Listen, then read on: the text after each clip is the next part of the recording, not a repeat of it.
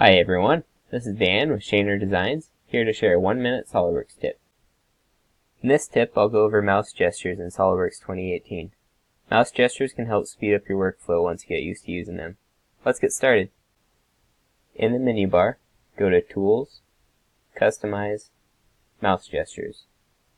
Over here to the left, you can see we have 4 different setups: Part, Assembly, Sketch, and Drawing. The current setup is displayed here. You can use 2, 3, 4, 8, or 12 gestures, depending on your preference and comfort level.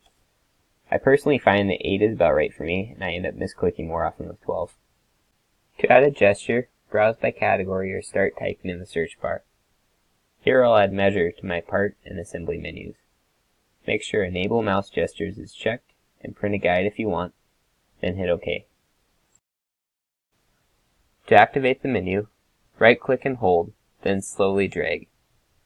As soon as your cursor goes over the option, it will automatically select, like this.